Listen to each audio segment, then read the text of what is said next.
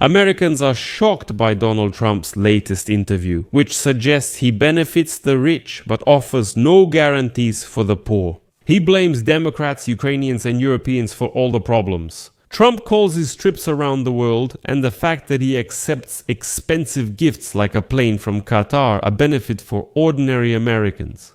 The United States economy is in good shape, but Americans should be prepared for the worst. Since the midterm elections are coming up and the White House may not be able to keep the situation under control. This was the message delivered today in Donald Trump's interview with Politico. And as the publication itself writes, Trump is finishing his first year in power feeling optimistic about how he has transformed the economy and the world, while allies abroad and supporters at home are increasingly concerned about who exactly might benefit from his policies. Republican sociologists and analysts, including those who support Donald Trump, warn that the Democrats' results are overestimated, in part because President Trump has not done enough to convince voters that he is truly capable of dealing with the rising cost of living. But Trump is adamant and insists that life has improved, and anyone who disagrees is a traitor. Well, let's sum up Donald Trump's interview and how it affected ordinary Americans. In this episode, we'll talk more about the domestic policy of the United States, about the economy, and about what Donald Trump said about all of this in his interview. In the meantime, write in the comments what your impressions are of Donald Trump's policies in the first year of his second presidential term. My name is Alexei Pecci. Let's discuss this topic together. But before we start, I ask you to subscribe to this channel, like this episode, and be sure to click the bell so you can receive notifications about new episodes. Also subscribe to my Telegram channel. The link to it is in the description of this video. There we post breaking news as it comes in. Well, for example, I published the transcript of Donald Trump's interview on my Telegram channel several hours ago. So Trump gave a big interview to Politico, which the White House recently added to the list of so-called fake news outlets. By the way, well, never mind, and this interview really shocked a lot of people. For example, Donald Trump claims his trade war, stronger economy, and tariffs on imports from allies have only helped all Americans. But nevertheless, Trump for some reason stated that he plans to ease tariffs before the elections, realizing that canceling one of his signature economic decisions would bring short-term benefits to the average American, and by issuing the most direct challenge to the independence of the Federal Reserve System. He stated that an immediate cut in interest rates is a litmus test for the next chairman of the central bank. For congressional Republicans eager for guidance on healthcare accessibility, Trump gave nothing, refusing to say whether he would insist on extending healthcare subsidies that expire at the end of the year. And then there's again the risk of a shutdown because the Democrats will insist on this issue. His message to European allies concerned about Russian aggression was that the real threat to their countries is negativity, uncontrolled immigration, and political correctness, not an aggressive and wild Russia. He warned that long-standing alliances with the United States are under threat, and the most famous capitals, including London and Paris, have changed beyond recognition. But let's break this interview into several sections. The first one is that Donald Trump continues his fight with the Federal Reserve. For the past few months, Trump has been putting pressure on the Federal Reserve and its head, Jerome Powell, seeking lower interest rates. Now he is openly using rate cuts as a tool to choose Powell's successor. When asked whether support for an immediate rate cut is essentially a litmus test for choosing the next Fed chair, Trump answered yes, adding that Powell should do it too, and scolded Powell, calling him an unintelligent person who doesn't like Donald Trump, even though he shouldn't like or dislike Trump. It's unclear how this relates, but Trump stressed that Powell dislikes him and therefore opposes all his decisions. And the next Fed chair should like Trump and agree with everything he demands from him. And this is happening against the backdrop of the Fed, which is expected on Wednesday to approve a third consecutive interest rate cut at the central bank's last meeting of the year. Last week, Trump said he had already chosen Powell's successor, although the president refused to name this person. Director of the National Economic Council, Kevin Hassett, is considered the favorite for this position by Chief Trump. As for the economic situation in the country, Trump confidently gave the United States economy an excellent rating, claiming that all his foreign trips are focused on America. Trump called his leadership an unconditional success, despite ongoing consumer concerns and sluggish job growth in key sectors. All this is happening while he continues to insist that the focus on affordability is all a myth. According to him, the Democrats ruined the economy under former President Joe Biden, leaving him with a mess, and now he just has to deal with it all. But this statement differs from the opinion of some of Donald Trump's top advisors, who say the president should focus more on promoting his own economy. Especially considering that, according to a recent Politico poll, 37% of those who voted for Donald Trump last year said that the cost of living in the United States is currently the lowest. They also recall that Trump defended a number of high-profile overseas trips he made during his second term to the Middle East and Asia, insisting that they were primarily aimed at improving the living conditions of ordinary Americans within the United States. When I go on a trip, I think about only one place, that's the United States.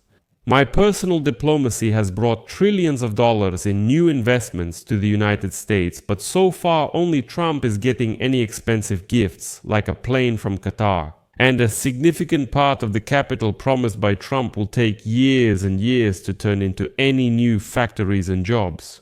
Meanwhile, according to a recent report by ADP, a United States payroll company, private companies cut 32,000 employees in November, including 18,000 jobs in the manufacturing sector. So, there aren't any new factories at all, quite the opposite, but that's not all. Interestingly, Donald Trump simply left the Republicans in Congress alone with another problem. Trump didn't clarify anything regarding healthcare legislation. Let me explain. On Thursday, the Senate will vote on a 3-year extension of the subsidy expansion. Obamacare is the Democrats' plan, which will almost certainly fail in the Senate here.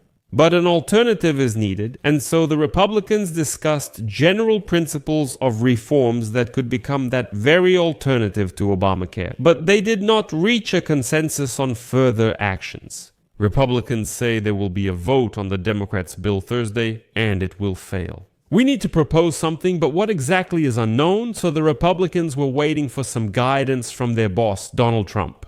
But when asked whether he would urge Congress to temporarily extend these subsidies, which would prevent insurance premiums from rising for millions of Americans, Trump refused to take a specific position. Quote, "I don't know, I'll have to take a look. I would like to get better quality health care." And then Trump started promising Americans thousands of dollars in their accounts again. So when he can't explain what to do about health insurance, he talks about promising more money. And Trump proposed a plan that would direct expanded subsidies under the Affordable Care Act directly into health savings accounts, which Americans will be able to use to pay out-of-pocket expenses. The idea is for money to go straight to Americans' accounts instead of insurance companies, so people can pay hospitals directly. But let me remind you, a month ago on November 9, Donald Trump promised every American dollar $2,000 in dividends from the tariff policy. But a month has passed and this promise has been forgotten. Let me remind you, back on February 20th, 2025, Trump promised to give every American $5,000 and once again forgot about this promise. Here is the third promise in a year to deposit some money into Americans' accounts, and most likely everyone will forget about this promise again. And here is the moment of truth. Smart people, among whom I modestly include myself. Back at the beginning of Donald Trump's trade war, people insisted that his tariffs would hit Americans themselves, because all these tariffs would be included in the price of goods, and Americans would be the ones paying that price. And now today, Donald Trump says that he will consider the possibility of additional exemptions from tariffs to lower prices for Americans. Let me remind you, last month the White House already reduced tariffs on some imported goods, including beef, tomatoes, bananas, coffee, and so on. And all this was happening against the backdrop of inflationary unrest and growing voter dissatisfaction with food prices. Trump confirmed in today's interview saying, well, yes, food prices, of course, have gone up. To bring them down, what needs to be done is to remove the tariffs. Now, Trump is saying that he's ready to extend these benefits and remove tariffs on a larger group of goods. The White House has finally acknowledged tariffs hurt Americans. I and many experts talked about this at the very beginning of the whole trade war, but Trump made it clear that this is only a temporary solution until the United States congressional elections are over. And then they can raise tariffs again because they won't care about voters' opinions anymore, at least until the next election cycle and before the next elections. You know what they can do? Promise every American $2,000 in their bank account again. But then, of course, they won't actually keep that promise. Trump stated that now, by lowering tariffs on some goods, he will raise them on others, while maintaining his broader strategy of using trade sanctions as leverage. This approach highlights the dual focus of his economic policy. On one hand, aiming to ease domestic inflation, while at the same time using tariffs as a political and geopolitical tool. But this right of Trump may prove to be short-lived. By the way, the Supreme Court is currently reviewing the constitutionality of many of the new tariffs introduced by Trump. And this decision could significantly limit his ability to use tariffs to achieve his foreign policy goals. And now, please pause this video here and write in the comments. Did the trade war actually benefit Americans, or did it just make things worse? Especially if you live in the United States, please pause this video and write in the comments whether you think the trade war was beneficial or not. Later in the interview, Trump attacked Europe. Trump called Europe culturally and politically adrift and suggested that traditional United States alliances are not as unshakable as many European leaders might hope, hinting that America is leaving. Trump claimed that weak immigration policies are changing the culture of Europe, turning it into a decaying continent, and that political correctness has made Europe weak. The criticism, which came just a few days after the Trump administration outlined a national security strategy that encouraged, quote, cultivating resistance to Europe's current path, also signaled Washington's increasingly distant stance toward its traditional allies.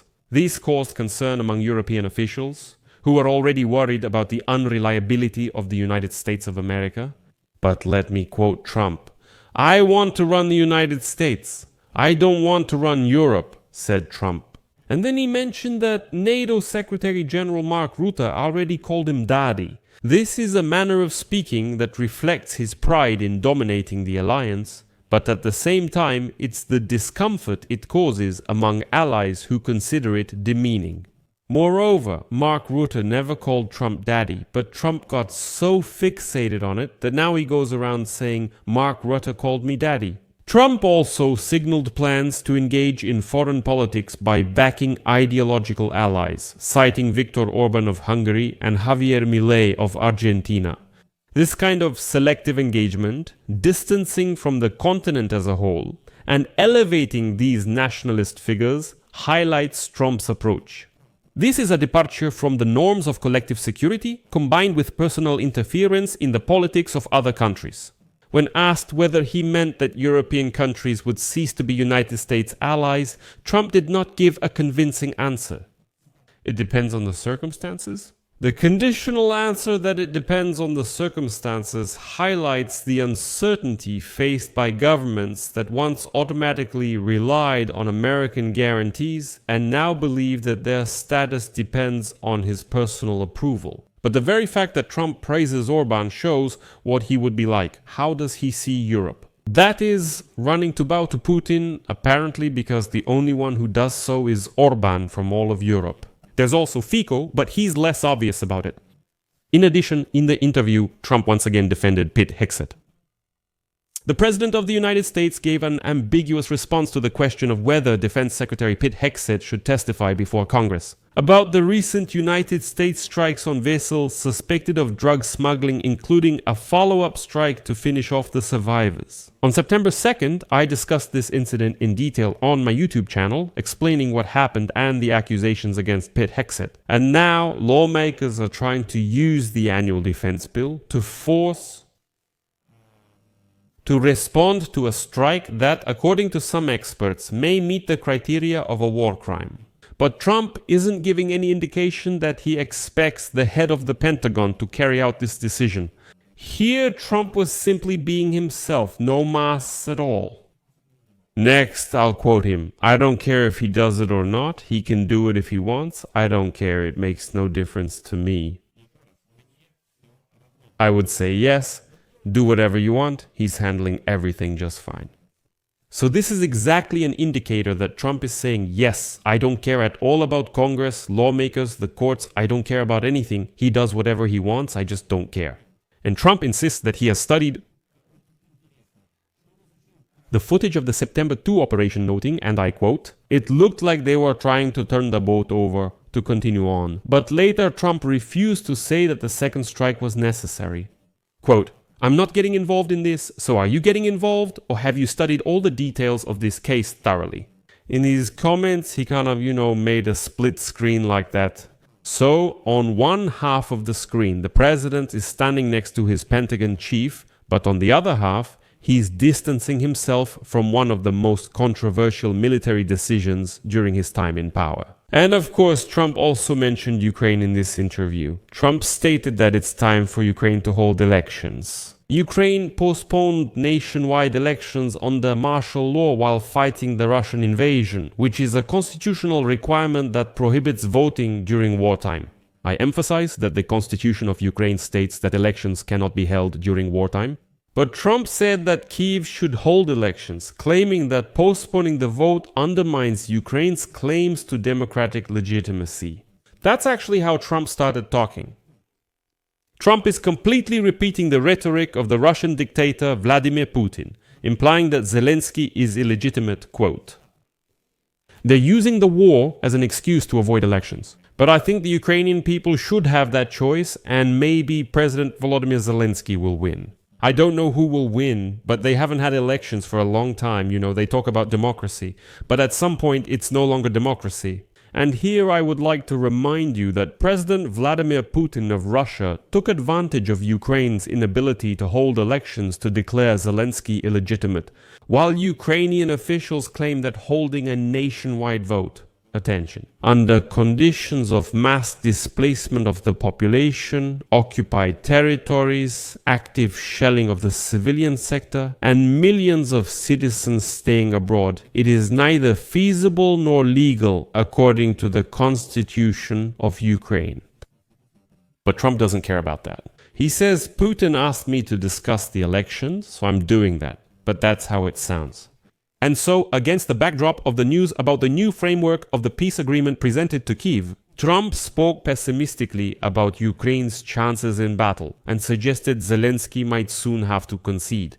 Quote, well, he'll have to pull himself together and start coming to terms with what happens when you're losing because you're losing. A good ally, right? When asked about Donald Trump Jr.'s recent claim that the United States might leave Ukraine, Trump gave an evasive answer. That statement is not entirely true, but it's not entirely false either. I released a more detailed analysis of this part of the interview about Ukraine and Europe on this channel a few hours earlier, so go check it out and make sure to watch it. In the meantime, write your thoughts about this interview in the comments. Let me know what shocked you the most, what surprised you the most, and which of Donald Trump's statements you agree with the most. If this video was useful and interesting for you, and you consider my work important, I would appreciate your support. YouTube channel Alexei Pechi. You can do this with any donation or a paid subscription on the Patreon or Buy Me a Coffee platforms or here on YouTube. All details and links are in the video description under Support the Alexei Pechi channel. Choose any format that's convenient for you. I will be grateful for any support from you. That's all. Take care. Goodbye, everyone.